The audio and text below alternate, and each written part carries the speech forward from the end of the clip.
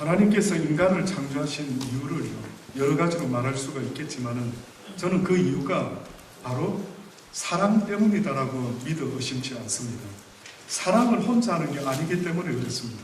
하나님께서 능력과 힘이 있으셔서 내가 내 형상을 따라 어떤 인간을 한번 만들어보자 라고 할 수는 있겠지만 그 이유와 목적은요, 한마디로 말하면 사랑을 나누기 위함입니다. 그래서 성경에는 뭐라고 우리에게 계속 말씀하고 있느냐면은 예수님은 우리의 신랑이 되시고 우리는 그의 신부가 된다라고 말씀하시면서 너희가 서로 신랑과 신부가 결혼해서 하나가 되자라고 계속 말씀하죠. 특히 아가서를 읽어보면요, 구구절절 하나님이라는 분이 어떻게 인간을 이런 식으로 사랑할 수 있을까? 왜 성경에 아가서가 써 있을까라고 의심스러울 정도로요, 그 이야기들은 남자와 남편과 아내가 그렇게 사랑하는 사랑의 이야기가 그 아가서의 이야기입니다. 근데 이 이야기는 하나님이 우리에 대한 그 사랑의 이야기다라고 저는 믿어 의심치 않습니다. 하나님께서 우리를 지으신 목적은요, 사랑 때문입니다. 그래서 우리가 잘 아는 것처럼 하나님께서 내가 너희를 세상을 이처럼 사랑해서 내 아들 독생자 예수 그리스도를 이 땅에 보낸다라고 말씀하시면서 내가 너희를 이렇게 사랑한 것처럼 너희도 또한 나를 그렇게 사랑해야 된다라고 하나님께서 명령하고 있는 겁니다. 사랑은 짝사랑을 사랑이라 말하지 않습니다. 성경도 우리에게 짝사랑을 사랑이라고 말하지 않습니다. 하나님은 내가 너희를 이렇게 사랑한 것처럼 너희도 나를 그렇게 사랑해야 된다. 그래서 너희가 나를 사랑할 때는 마음을 다하고 목숨을 다하고 힘을 다하고 뜻을 다하여 주 너희 하나님을 사랑해라라고 그렇게 말씀하고 있는 것입니다. 인류 태초의 아담과 하와가 범죄했을 때 잃어버린 것이 있다면 무엇을 잃어버렸는 줄 아십니까? 그 마음을 잃어버리고 마는 것입니다. 인류가 범죄한 이후에 잃어버린 것이 있다면요, 하나님을 그렇게 사랑했었어야 되는데, 그래서 아담이 하나님께서 하와를 지어줬을 때 뭐라고 말하는 줄 아십니까? 와우, 땡큐 갓, 이는 내 뼈 중에 뼈요 살 중에 살이로다, 이렇게 좋아하면서 사랑의 세레나데를 불렀죠. 그런데 아담이 범죄한 이후에 갑자기 달라지고 말았습니다. 어떻게 달라졌는가 봤더니만 한다라는 말이요, 당신이 하나님이 왜 이 여자를 지어줘가지고 나로 하여금 이렇게 범죄케 만들었습니까?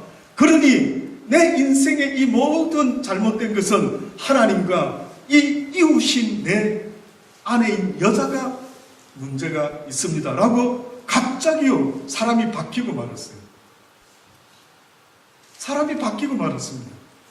그전에는 하나님을 사랑하는 마음, 아내를 사랑하는 마음, 내 이웃인 아내를 사랑하는 마음이 아주 충만했는데 갑자기 범죄하고 나더니만 그 사람이 마음이 변질이 되고 말았고 잃어버리고 말았는데, 그게 뭐냐면 하나님이 우리를 사랑하신 것처럼 우리도 또한 그분을 그렇게 사랑했었어야 되는데 그 사랑을 잃어버리고 말았던 것입니다. 그래서 결국은 아담의 인생이요, 불행이 시작되었는데 바로 자신을 사랑하기 시작했던 거예요.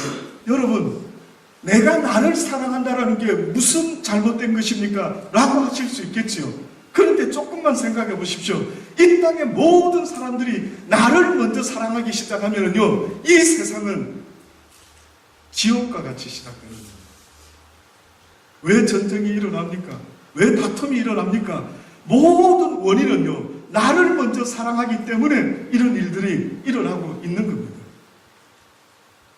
그래서 성경은 네가 너를 사랑하는 것은 사랑이 아니다, 그것은 욕심이다, 욕망이다, 이기심이다. 하나님이 말씀하는 사랑은요, 내가 나를 사랑하는 걸 사랑이라 말하지 않고 네가 하나님을 사랑하고 또한 그 마음으로 내 이웃을 내 몸과 같이 사랑하는 이것이 바로 사랑이라는 거예요. 그래서 어떤 분이 죽어서 천국과 지옥을 봤는데 천국과 지옥에 만찬이 차려져 있다는 겁니다. 똑같은 만찬인데 보니까 천국의 사람들은 살이 통통 쪄가지고요, 그냥 윤기가 흐르는 모습. 그런데 지옥의 사람들은 뜻밖에다 꽉 말라 있더라는 겁니다.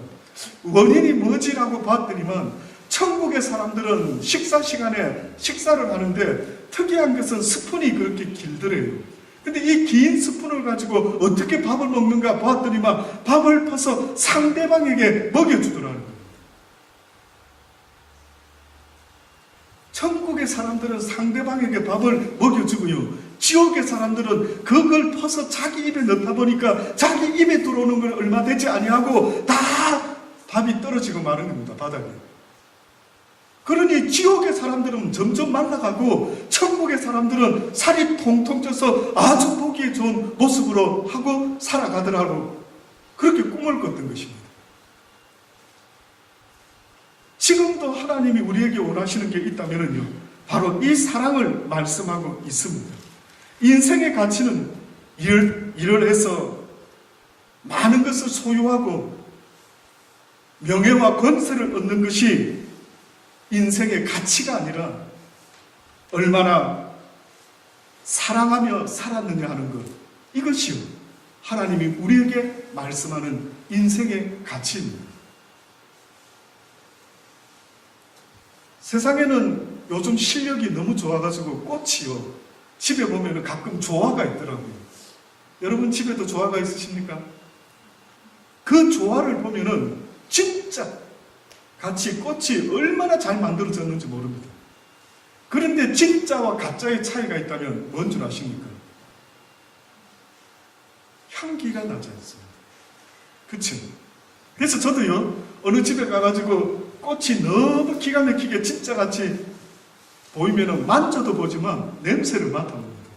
그래서 냄새가 안 나면 아, 이게 가짜였구나 이렇게 생각이 들고요. 하나님이 우리에게 생명을 주셨는데 생명 있다라는 증거는요, 향기로, 사랑으로 나타나야만 되는 겁니다.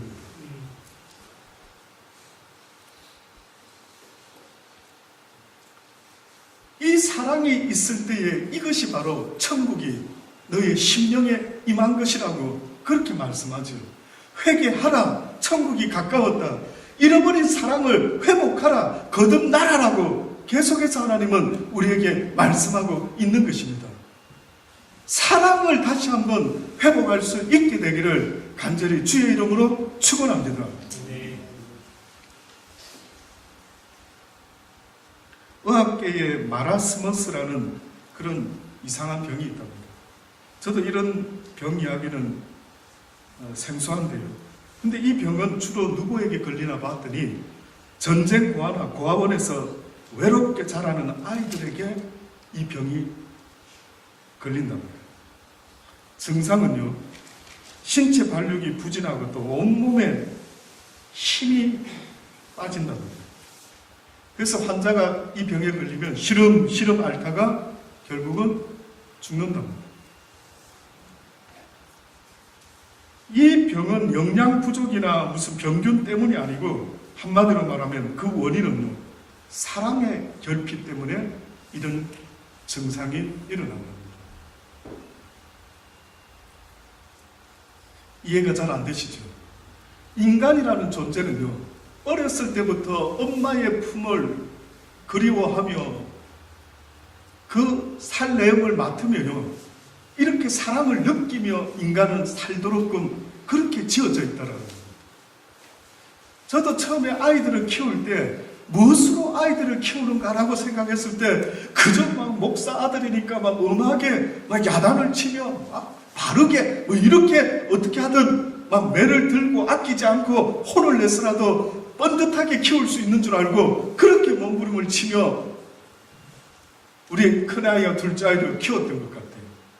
근데 어느 날 하나님께서 깨닫게 하시는데 네가 네 아이를 사랑하느냐 물어보시는 거예요. 나는 사랑해서 막 혼을 내고 몽둥이를 때리고 이랬는데 네가 네 아들을 사랑하느냐는 거예요. 내가 너에게 사랑을 뭐라고 이야기했느냐? 사랑은 오래 참는 데서 시작됐다라고 그렇게 알려주지 않느냐? 내가 너희들이 죄인 되었을 때에 내가 인내하고 기다리며 참아주었던 것을 왜 기억하지 못하느냐라고. 그래서 제가 그 다음부터 우리 아이들을 키우는 방법을 바꿨습니다. 그래서 그 혜택을 누가 가장 많이 받냐면 저희 막내 아들 정재가 엄청나게 혜택 받습니다. 형들은요, 어떻게 보면 좀 억울하지만 형들은 매를 그냥 엄청 맞으며 컸는데 뜻밖에도 저희 막내는요, 여러분 놀라지 마십시오. 제가 이제까지 떼치 한 번 안 해봤어요. 떼치 할 만도 한데, 와우, 제가 그것을 깨닫고 났어요. 그래서 그 다음부터 그렇다. 사랑은 오래 참는다고 하셨지. 사랑할 만한 걸 사랑한다면은 굳이 오래 참을 이유가 무엇이 있겠습니까? 도무지 사랑할 수 없는 그들까지 사랑해야 되는 하나님의 사랑을 우리에게 알려주시려고 하나님은 우리에게 하신 그 사랑의 정의가 오래 참는 걸로 시작이 되어야 된다라고 그렇게 말씀을 한 겁니다. 그래서 저는 그 다음 이후로부터요, 우리 아이들 마음속에 혹시나 아빠가 매를 든 것을 평생 기억하면서 두고 보자, 내가 크면 이 집은 빨리 떠나야지, 이런 생각을 하게 될까봐 그 다음부터 방법을 바꿨지. 아들아, 미안하다. 그러나 그때 네가 너무나 아빠 말을 안 들어서 속상해서 그랬지만 아빠가 너를 사랑하고 있는 것을 잊지 말아다. 결론은 사랑 가운데 이루어져야 되는데 자식을 키우다 보니 사랑은 온데간데 없고 그냥 감정만 전달이 되는 거예요. 그래서 성경에 뭐라고까지 말합니까? 내 부모를 공경하지만 네 자녀를 키울 때 자녀를 노엽게 만들지 마라. 저는 어느 순간에 그 말씀이 왜 그렇게 이해가 안 되는지, 자녀를 키워보니까요, 자녀를 노엽게 하지 말라? 웃기네. 저들이 무슨 노여워할 자격이 어디 있어. 이놈들이 혼을 내면은 그냥 가만히 듣고 있어야 되지. 어디서 노여워해? 이렇게 느꼈죠. 그런데 지금 생각해 보니까 그 하나님의 말씀의 뜻은요, 자녀를 키울 때 너의 감정대로 키우지 말고 너를 사랑하는 그 마음으로 자녀를 키우지 말라는 겁니다. 너를 사랑하는 그 이기적인 마음으로 자식을 키우다 보면 그 자식이 그 아빠의 사랑을 느낄 수가 없다 보니까요, 그 마음을 감정으로 받게 된다. 감정으로 받는다. 그래서 제가 그 이후로부터 방법을 바꿨는데, 어떻게 바꿨냐면, 저희 아들들은 비록 아들들이지만 어디 갈 때에 허그를 합니다. 저는 여러분에게 권해줍니다. 허그를 아끼지 않습니다. 그래서 이 마라스머스라는 병이요, 사랑 결핍증인데, 이 병을 치유하기 위해서 의사들이 처방하는 처방이 뭔 줄 아십니까? 항상 입에다가 그 아이들을 사랑한다, 사랑한다, 이거를 잊지 말라는 겁니다. 그래서 그 상대방 아이들이 고아원에서 자라든 전쟁 고아이든 그렇게 자라는 그 아이들이, 이번 주중에, 지난주 중에 우리 시리아의 그 아이들, 고아들을 키우시는 우리 레바논의 김용환 선교사님 이야기를 들으면서요, 그 아이들에게 놀아주고 그 아이들에게 부모와 같이 보살펴주고 함께하는, 이것이 그들을 치유하고 그들에게 복음을 전할 수 있는, 맞습니다. 육신의 부모도요, 하나님의 사랑을 알지 못하는 육신의 부모는 여러분 아시지요? 한국에도 수많은 가정의 아이들이 엄마 아빠를 존경하고 사랑하느냐라고 물어보면은 뜻밖에도 엄마 아빠를 사랑하고 존경하는 아이들이 그렇게 많지 않은 겁니다. 왜 그렇게 가족 간에, 자식과 부모 간에 이런 문제가 있을까라고 볼 때에, 뜻밖에도 그 부모들이 하나님의 사랑으로 자녀를 키워야 되는데 아직도 그 하나님의 사랑을 알지 못하고, 그렇다 보니까요, 결국은 자녀를 대할 때 자신의 사랑으로 자꾸만 자녀를 대하는 겁니다. 그 사랑은 이기적인 사랑인 겁니다.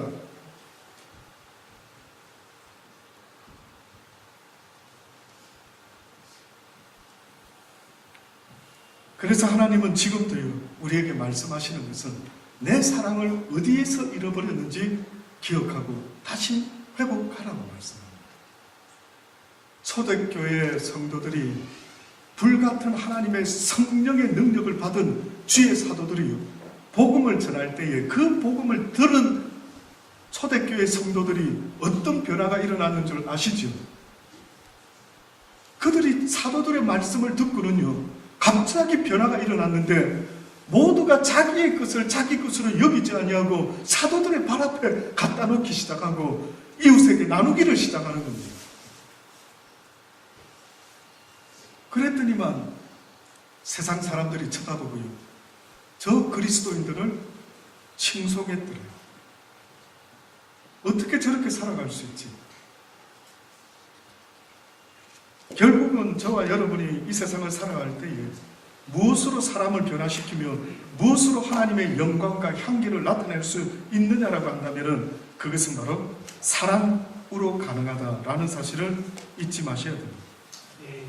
마태복음 6장 19절로부터의 말씀에 보면은요, 너희를 위하여 보물을 땅에 쌓아두지 말고 거기는 점과 동록이 해하며 도적이 구멍을 뚫고 도둑질하느니라. 오직 너희를 위하여 보물을 하늘에 쌓아두라. 거기는 점록이나 동록이 해하지 못하며 도적이 구멍을 뚫지 못하고 도둑질을 못한다. 내 보물이 있는 그곳에 내 마음도 있느니라. 눈은 몸의 등불이니 그러므로 내 눈이 성하면 온몸이 밝을 것이라. 네가 바로 이렇게 하나님의 진리를 깨닫고 이 땅에다가 재물을 쌓는 삶이 아니라 하나님의 나라의 재물을 쌓아가는 이 삶을 살 수만 있다면 그것은 곧 네가 밝은 눈을 가지고 살아가는 것과 똑같아요. 눈은 몸의 등불이니 그러므로 내 눈이 성하면 온몸이 밝을 것이요 눈이 나쁘면 온몸이 어두울 것이니 그러므로 내게 있는 빛이 어두우면 그 어둠이 얼마나 하겠느냐. 한 사람이 두 주인을 섬기지 못할 것이니 혹 이를 미워하며 저를 사랑하거나 혹 이를 중히 여기며 저를 경히 여김이라. 너희가 하나님과 재물을 겸하여 섬기지 못할 것이다. 구약에는 많은 우상 이야기가 나오는데 신약에는 뜻밖에도 우상 이야기가 별로 나오지 않습니다. 근데 신약에서 예수님이 친히 무슨 우상 이야기를 하시냐면은 뜻밖에도 너희가 하나님을 섬기는데 뜻밖에도 어떤 이는 하나님을 섬기지 못하고 재물을 섬긴다는 거예요. 하나님을 사랑한다라는 말은 곧 하나님을 워십한다라는 이야기입니다. 재물을 사랑한다라는 것은 곧 재물을 워십한다라는 이야기입니다. 내가 누구를 사랑하느냐 아무나 아무 것이나 선택을 할 수 없는 이유가 내가 무엇인가를 사랑하게 되면 나는 그 사람의 그 대상의 종이 되는 것입니다.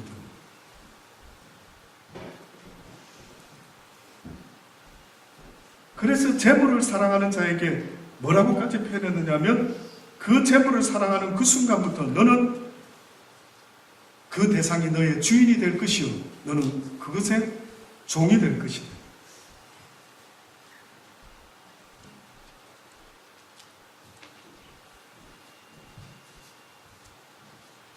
심지어 마태복음 10장 34절로부터 보면은요, 내가 세상에 화평을 주러 온 줄로 생각지 말아라. 화평이 아니고 검을 주러 왔다.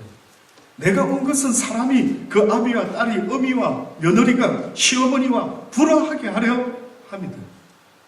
오히려 불화하게 하는 사람의 원수가 자기 집안 식구다라고 그렇게 말하고 있어요. 왠 줄 아십니까? 내 집안 식구가 나의 원수라고 지금 성경이 말씀해요. 이 뜻은 하나님보다 더 사랑하는 그것이요 곧 나의 원수가 된다라고 하나님이 말씀하고 있는 것입니다. 아비나 어미를 나보다 더 사랑하는 자는 내게 합당하지 않다. 아들이나 딸을 나보다 더 사랑하는 자도 내게 합당치 않다. 자기 십자가를 지고 나를 쫓지 않는 자도 내게 합당치 않다.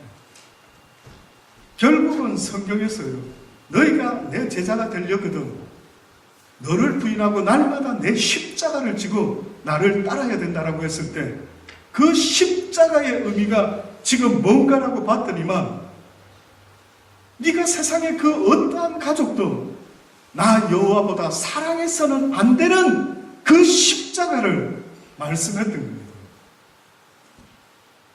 그게 십자가라고 말하는 겁니다.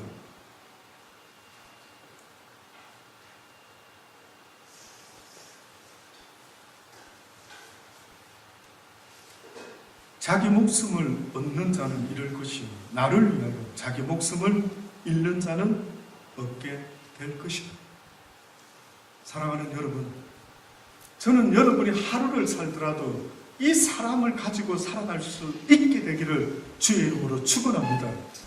내 생명이 있다라고 하는 증거는요, 하나님의 사랑이 나에게 다시 한번 회복되어야 된다는 걸 말씀하고 있는 겁니다. 그래서 여러분이 이 세상을 살아갈 때 돈 버는 일, 무슨 일, 아무리 바쁜 일이 있어도 무엇이 여러분에게 있어서 중요한 일이 되어야 되느냐 하면은 하나님의 사랑을 나타낼 수 있는 찬스만 있다면은 그것이 바로 하나님이 기뻐하는 자의 모습이다라고 말씀하는 것이죠.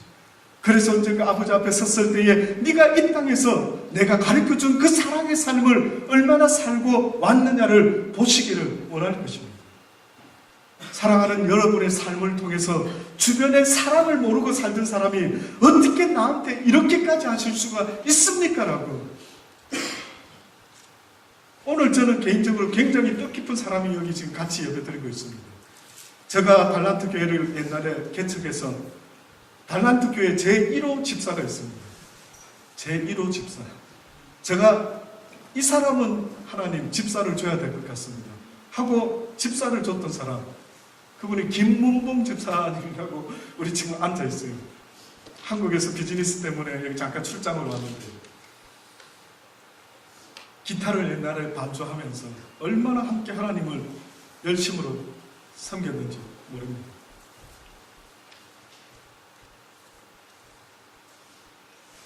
근데 그 당시 때 우리 김문봉 집사님의 누이가 있었어요. 저희 사모랑 같은 고등학교를 나왔더라고요. 예, 그런 또 인연이 있어가지고요. 근데 그 누이가 동생 때문에 그 당시 때 저 기억에 잠시 한 몇 달간 호주에 와 있었던 것 같아요. 근데 그때 저희 교회 봉고차가 벤이 하나 누가 도네이션을 중고를 했는데 갑자기 어느 날 다시 달라는 겁니다. 무슨 문제가 생겨가지고요. 아이고 목사님 죄송한데 교회 차를 다시 돌려받았으면 좋겠다고 그러는 겁니다. 그래서 제가 세상에 이런 경우가 있는가, 이거 하나님께 바친 물건을 내 마음대로 줄 수도 있을까, 이래가지고 고민하고 방법을 다 찾아보는데 없는 거예요. 그래서 교회에서 그 당시 때 기도하십시다, 이런 일이 벌어졌으니 하나님의 선한 뜻을 또 한번 기도하면서 구해봅시다 라고 기도하는데, 그때 어떤 한 자매가, 그 자매가 바로 우리 지금 집사님의 김문봉 집사님의 누나였어요. 시집을 그때 안 가고 있었습니다. 아마 노처녀 때 당시에 시집 가려고 모아놨던 지참금이 아니었을까 싶은데요. 세상에 그 아가씨가 저희 집에 한번 와서 드릴 말씀이 있다는 거예요. 그 무슨 이야기냐니까, 아까 전에 목사님 기도를 하는데 마음에 감동이 와서 이 교회 봉고차를 제가 회의를 하겠다고, 헌금하겠다고 그러는 겁니다. 제가 깜짝 놀라서 또 이분도 혹시나 나중에 갑자기 시집가게 되어서 다시 돌려달라 할까봐, 그러면 제가 반반하자라고 그랬어요. 반반. 네. 너무 부담될 수 있으니까 반으로 나눕시다. 그랬더니만 그때 했던 이야기가 아직도 생생히 기억납니다. 괜찮다고. 제가 다 하겠다고. 그렇게 다 했어요. 여러분, 제가 목회하면서 그 사람을 잊어버릴 수 있을까요, 없을까요? 네? 여러분 같으면 잃어버릴 그 사람을 잊을 수 있을까요, 없을까요? 없더라고요. 그 차를 탈 때마다 그 차 폐차될 때까지 제가 쓰려고요. 그 20년 넘은 차를 얼마 전까지 갖고 있었습니다. 너무 고마워서. 네. 그래서 얼마 전까지 갔다가 한계가 와서 거의 마무리를 했습니다만 잊어먹을 수가 없는 겁니다. 이게 사랑의 파워 아닐까요? 이게 사랑의 힘 아닐까요? 보통만 사랑했으면 저는 막 잊어먹을 수도 있었겠죠. 그런데 어떻게 저럴 수가 있지? 그때부터 깨달았더라고요. 저도 목사지만 그때 깨달았어요. 그렇다. 사랑이라는 것은 사람을 변화시키고 감동 줄 수 있고, 내가 왜 이 세상을 다시 살아야 되는가 하는 그 의미와 이유를 만들어낼 수 있는 그 놀라운 것, 이것은 바로 사랑이 돼요. 다른 건 다 기억나지 않아도 사랑의 빛은 평생 잊어먹지 않고 기억이 나더라고요. 그래서 하나님 앞에서 이 사랑을 어떻게 하면 좋습니까? 너도 갚아라는 거예요. 그래서 우리가 아는 것처럼 세상의 사랑의 빛 외에는 어떠한 빛도 지지 말라라고 하신 그 하나님의 말씀이 뭡니까? 결국은 사랑은 받아야 되고 그 받은 사랑은 또 갚아야만 되는 것. 그래서 온 세상에 하나님의 사랑이 증거될 수 있어야 된다라고 말씀하고 있는 겁니다. 너희가 무슨 일을 행하든지 하나님의 사랑을 가지고 행하지 않는 것은 다 죄다라는 것입니다. 여러분의 마음에 사랑의 마음 없이 그냥 형식적으로 살아가는 것, 형식적으로 사람을 대하는 것, 이 모든 게 하나님 앞에 죄가 될 수 있다는 사실을 왜 알지 못합니까? 무서운 겁니다. 내가 살았지만 하나님 앞에 섰을 때에 네가 어떠한 사랑을 가지고 살았느냐라고 물어보시면 할 말이 있어야 되는 겁니다. 그래서 저의 또래의 사람들이 잘 아는 유명한 가수 중에 심수봉 씨라는 분이 있습니다. 저는 호주에 있을 때 어느 날 그분이 무슨 번역곡을 불렀다는데 러시안 민요곡을 가사를 붙여 불렀다더래요. 그게 보니까 백만송이 장민가고 하는 그런 노래가 있는데 들어보셨습니까? 한번 들어보십시오. 내용이요 너무 복음적인 거예요. 의미심장하고.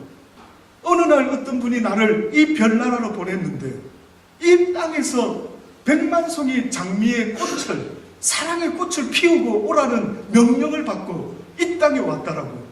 그래서 사랑을 피우고 사랑할 만한 사람만 사랑하는 것이 아니라 도무지 사랑할 수 없는 사람을 사랑하는 그 하나님의 사랑의 꽃을 피우면 그때서야 내 별나라로 돌아올 수가 있다라고 하는 그 내용이요. 나중에 알아보니까 그 심수봉 씨가 하나님을 알고 나서 그렇게 가사를 썼다라고 하지 않습니까? 그렇구나. 여러분은 얼마나 사랑의 향기를, 사랑의 장미를 지금 피우고 계십니까? 얼마나 많은 사람이 여러분을 칭송하고 고마워요. 당신 때문에 내가 다시 한번 살아갈 힘이 난다라고.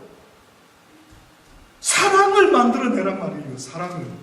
어디 가서 전도를 할 생각하지 말고 어디 가서 사랑을 만들어낼 생각 좀 해봐라는 거예요. 왜 그런 고민은 안 해봅니까? 왜 내가 하나님을 믿노라 하면서 온 인류를 사랑했던 그 사랑의 하나님을 내가 믿고 이제는 그 사랑을 회복한다라고 하면은요, 그 회복된 삶의 모습이 다시 하나님의 사랑의 통로가 되어 많은 사람들이 나를 통해서 당신을 쳐다보니 하나님이 어떤 분이신가를 알 것 같다고.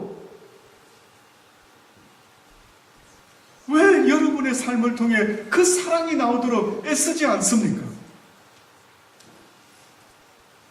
중국집에 갈 때는 무엇을 기대하느냐 하면은 중국 음식을 기대하지. 피자집에 갈 때는 피자를 기대합니다. 어떤 사람이 교회에 나왔으면 뭘 기대할까요? 사랑을 기대하는 겁니다. 제가 한국에 있을 때 신천지가 교회에 들어와가지고 수많은 교인들을 빼가는 그것을 가까이에서 봤어요. 우리 교회도 왔었더랬습니다. 제가 구포 산동에 있었는데 신천지 사람이 왔는데 우리 권사님이 아시더라고요. 목사님 저 사람 조심해야 된다. 그 제가 그랬어요. 제 발로 걸어 들어왔으니 전도 시킵시다. 내버려 두라고 그랬어요. 그래서 막 아주 열정적으로 말씀을 전했죠. 스스로 안 나오는 겁니다. 신천지를 가는 사람에게 제가 물어봤어요. 왜 그 사람 거기 간답니까? 깜짝 놀랐습니다. 뭐라고 말하는 줄 아십니까? 신천지 교회에는 사랑이 있더래요. 그 말을 하더라고요. 그럼 일반 교회에는 사랑이 없는가? 했더니 막 다르대요. 뭐가 다르대요? 신천지에 가니까요, 막 자기를 막 반겨주고, 막 친구 되어주고, 보살펴주고, 막 맛있는 거 사주고, 막 이러니까요, 와, 여기 사랑이 충만하다. 믿어 의심치 않더라고요. 그렇습니다, 여러분. 여러분이 하나님의 사랑을 누군가에게 나타내려고 할 때에 희생이 따르는 겁니다. 밥도 사줘야 되고요, 커피도 사줘야 되고, 주의 이름으로 나도 필요하지만 아버지의 이름으로 이 사람에게 내가 사랑을 전달할 수 있는 통로가 되기를 원합니다. 그래서 커피도 사주는 거죠. 그래서 맛있는 밥도 사주고, 그래서 그들에게 하나님의 사랑이 전달될 수 있도록 그렇게 돼야 됩니다. 사랑하는 여러분, 저는 여러분의 삶이요, 그렇게 하나님의 사랑이 회복되어 이제는 여러분만 쳐다보고 있으면 예수님만 보는 것 같은 그런 느낌이 들 수 있는 복된 인생이 되기를 주의 이름으로 축원합니다. 기도하십시다.